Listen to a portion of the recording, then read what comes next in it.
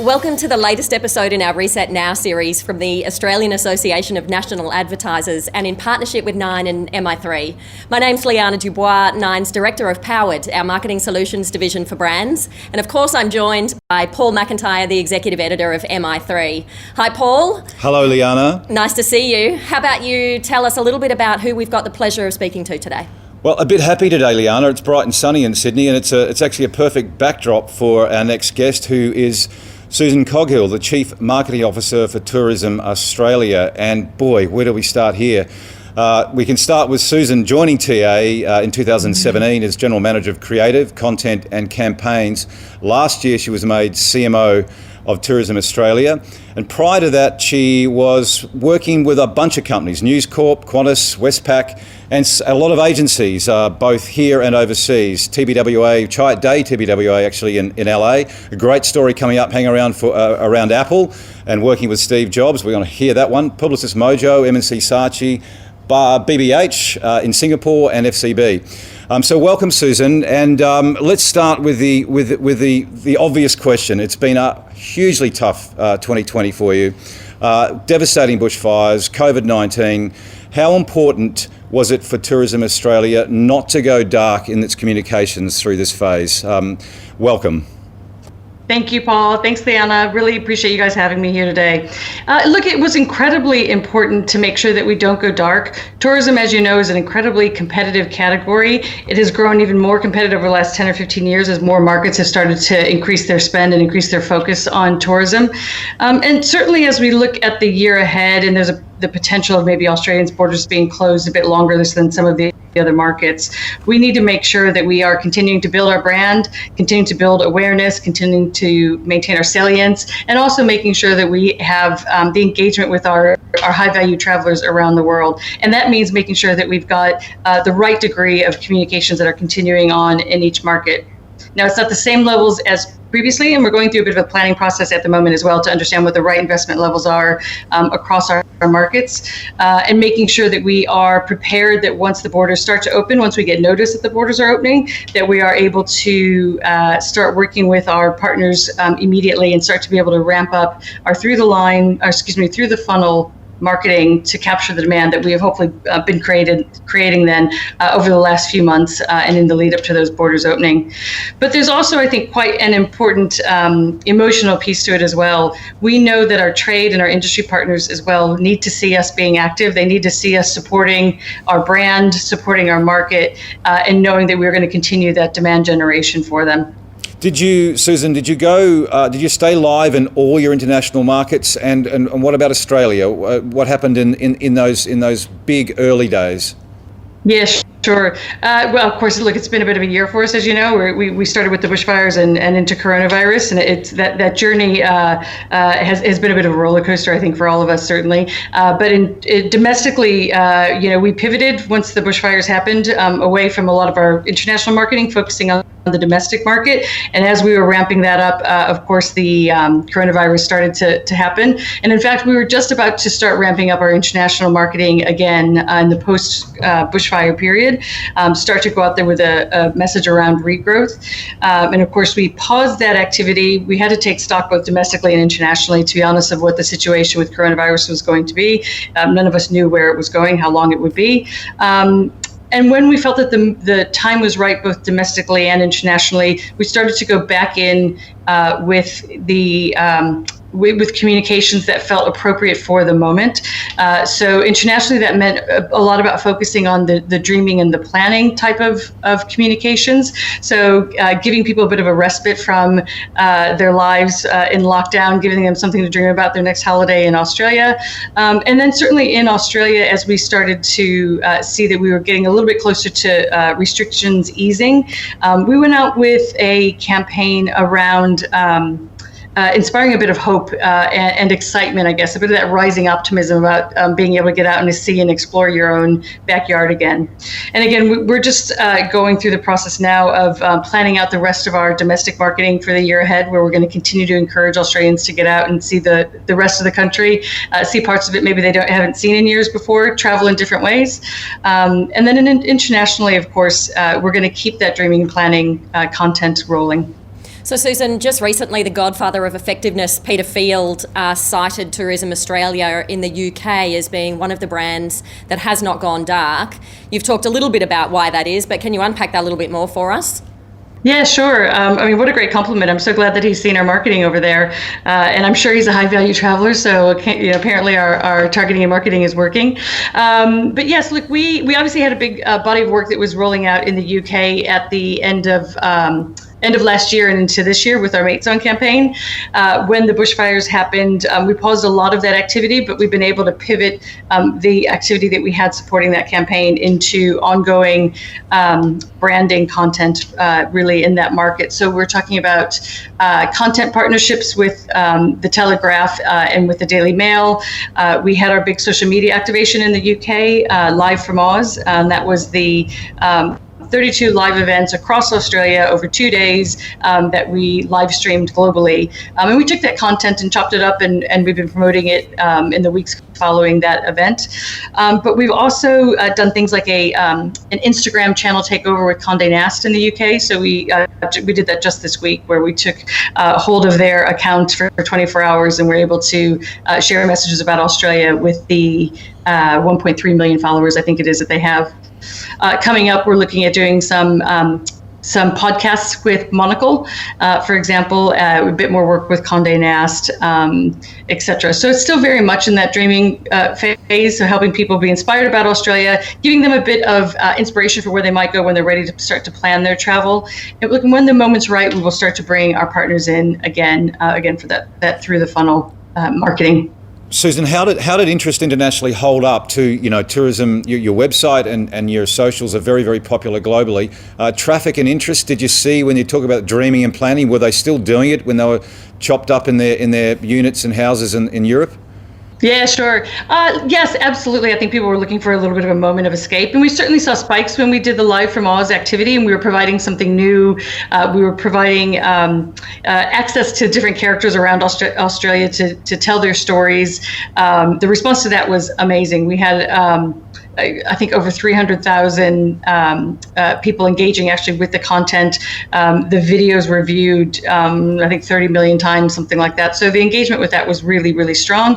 And our website traffic has been down a bit, but we're starting to pick up now. So as we start to head into free movement, people starting to plan their holidays, we're starting to see a bit more interest in the content that we have on the site. And of course, we've also started to make sure that we are providing a well-rounded resource for people for their planning. So we've created, we first started with the bushfires. We created an informational page and a map to help the world understand where the bushfires were happening around Australia. That was one of the major challenges that we actually had with international travelers. They just don't have a sense of the size and scale of Australia and how you get around Australia. There was a perception that much more of the country was on fire than it actually was.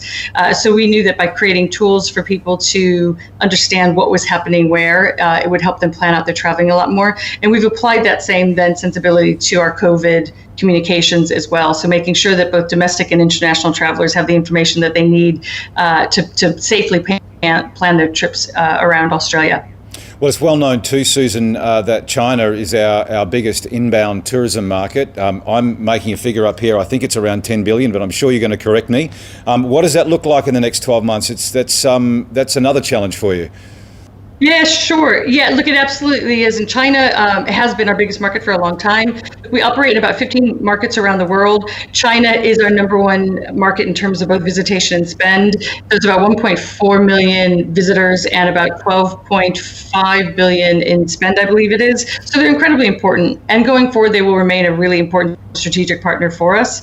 But I think like any good business, we need to make sure that we are assessing when you see growth like that or you see one market having a share like that, you need to make sure that you're, of course, planning for what might happen if there is a slowdown for whatever reason from any given market. So we do aim to have a balanced portfolio of markets, and that way we can ride the peaks and troughs of various markets. But look, we expect that China will bounce back. They love to travel. They love what we have. We've got a differentiated and very appealing offer for China. So we really do look forward to the time when our borders are open and we can start to welcome Chinese travelers down again. Absolutely, but for the time being, those borders are closed. So can we spend a little bit of time talking about Tourism Australia's domestic strategies? You've already mentioned that Australia has been through an extraordinarily tough time with drought late last year, bushfires early this year, and then obviously the impact of COVID. And that has affected different states and territories, some with greater impact than others. Tourism Australia's job is obviously to do a whole of country job, but what does that look like with so much devastation at the beginning of this year? How do you throw your support behind all of those different states and territories? Yes, absolutely. So you're absolutely right. It's important that we have an all of Australia message. And in fact, when the bushfires happen, we do think about those areas that are really affected by the bushfires. But there was a really challenging knock-on effect for the rest of Australia as well, because internationally, as I said, people's perception was the fires were much worse than they actually were.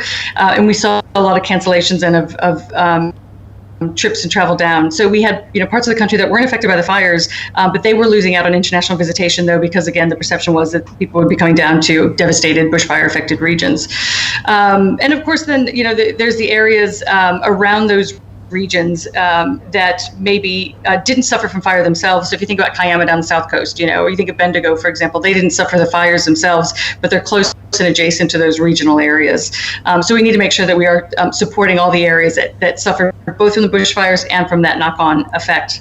When it comes to coronavirus, of course, one of the key challenges that we have as a national tourism body is making sure that those parts of the country that are much more reliant on international travel, and it is slightly different than maybe where domestic travelers go. And if you think about anybody, we all kind of take for granted our own country, and we have a bucket list of places that we'll go, but maybe we don't get there right away. Our international travelers tend to come down. They're doing the Great Barrier Reef, they're doing Uluru, they're doing the Kimberley, for example. And so these parts of the country have much more reliance on the international tourism. So part of our role going forward in our domestic campaign will be to make sure that we're inspiring Australians to get out and see those parts of the country as well and help fill the gap left by those international tourists. But look, when it comes to our bushfire affected regions, those regions that are going to be impacted by the decline in the international international visitors, we need to make sure that we are getting Australians out, spreading them around the country. But of course, we are going to be prioritizing the regions that are most severely affected. Yeah, it's a difficult job. I wouldn't like your job at the moment to keep all your stakeholders happy, Susan. It would be quite the feat. If we go beyond the domestic market, yes, it's challenging. If we go beyond the domestic market and when international markets start opening up again, where is the focus? Where do we think Australia will get its biggest traction? The Kiwis are probably an obvious one, but you talked earlier about a new acronym that I didn't know about, VFR, Visiting Friends and Families, which is quite a target for Australia at some point in coming months. Yes. So we are keeping an eye on what's happening in all of our key markets around the world. Obviously, we have to first look at what's happening with the border opening. So we're dependent on what happens with the policies with each of the countries. But we have started what we're calling a green light program, where we go through and look at key leading indicators, whether it be our borders open, what's the state of the coronavirus situation in any of those markets, what's the consumer confidence, how likely are they to travel, and we're pulling that from our own research, but also from a myriad of other sources around the world as well. Of course, we're all hoping that the bubble with New Zealand happens. That would be an amazing first step, prove up the model, I guess, of creating those sort of green lanes with another market. But we don't have any indication exactly which market is going to open first, but what I can say is we're doing everything we can to make sure that we're planning out our marketing activities such that we have that presence, we are visible, we are priming the market, we're staying relevant, aware, driving that awareness, and as soon as the borders are open, we're able to shift and turn on that marketing that will drive conversion and bring those travelers back down as quickly as possible. With regards to VFR, it is a category that we in tourism, we tend to focus on the holiday makers. Holiday makers tend to come down and they spend a bit more. When you're talking about VFR, visiting friends and relatives, they come down and tend to stay with their family. What's really important to us about that market is that they will help us rebuild aviation capacity. So as an island nation, as an island continent, you can't drive to Australia. So we need to make sure that the airlines who have stopped service or significantly reduced service in the moment are able to rebuild their business, rebuild capacity, and VFR, the friends and relatives coming back down and visiting their family here, will help fill those seats, and we will then have that capacity for the holiday makers and ultimately the business travelers and business events travelers, etc. Susan, a little bit of a change of pace. Right across the globe through the first 6 months of this year, and definitely inside Australia, we've seen a really significant change in people's media consumption patterns. Predominantly, those consumption patterns have increased, specifically across things like television or streaming or digital or news platforms. How have those changes in people's media consumptions impacted your channel planning mix, either both through the first 6 months of this year and then what happens kind of back 6 months and into 2021? Yep, sure. So at the moment, certainly while we're within the coronavirus period, we are upweighting our social media activity and our digital activity. We're using those channels that we know that people are spending a lot more time. We are using those channels which are better for storytelling. Equally, we've been focusing on our content partnerships, our media content partnerships. In Australia, we did the Love from Oz project with the project here, which kicked off our Live from Oz live streaming event. Again, in the UK, we've been doing these content partnerships with the likes of The Telegraph, and again, the podcast with Monocle, for example. So those channels that really let us tell a rich and a deep story and help us introduce the characters of our tourism industry to the world are really what we're upweighting now. And again, once borders open, though, we will be going back to bespoke plans by market and by campaign, and really making sure that we're building in a multi-channel approach. We want that multiplier effect of having multiple channels, using each channel to its best strength to tell the story, and making sure that it's integrated across all those channels. Are you spending less? How much are you spending less in international markets, Susan? Interestingly, it's not really a matter of less at the moment. And in fact, I think it's already been public knowledge that we were given a grant of money for the bushfires in both FY20 and FY21. So we have been upweighted. Now it's just about making sure that we're planning properly and we're investing the money in the right activity. So less money in partnerships in the first part of the year, because we're not going to be able to do those type of partnerships that we normally would with airlines or distribution partners. But we would be investing perhaps a bit more with our industry here in Australia. But the key thing is about making sure that we're hitting the right levels at the right time through the crisis. So at the period where we're still in lockdown, making sure that we're not over-investing. We need to save a bit of money to have the funds that we need to do the job that we need at the other end, but also making sure that we're not going dark. Before I let Liana Dubois have the final word, it would be absolutely remiss to not ask you about Mate Song and how difficult that big campaign was to at least put on pause, and will we see it back and when? Oh, I'm so heartbroken about that campaign. We absolutely love that campaign. Our team in the UK, the audience in the UK absolutely loved that campaign. It's funny, somebody described it to me as going through a breakup and not being able to talk about the person anymore. And that's sort of what it feels like, to be honest. But look, we are still incredibly proud of that campaign. I mean, what a wonderful way to tell a tourism story, to write a song to another country, extend that hand of friendship, invite them down after a really tough year. And what an amazing media moment as well, the right before the Queen's speech on Christmas Day. And we were able to actually over deliver on on viewership of that, actually. So viewership of our spot just before the Queen's speech was about 5% more than we had even forecast, which tells me that the work that we did leading in, the promo work that we did and leading to that moment with Kylie just before the Queen's speech was incredibly effective. But we had to make a call. It was an incredibly difficult and painful call, but it was the right thing to do. It was off to a really great start, though. We had fantastic viewership. I think we had over 33 million views just in that first week alone. We had incredibly positive engagement on social media. We had about 3,000 articles written in the UK, over 34 million in EAV.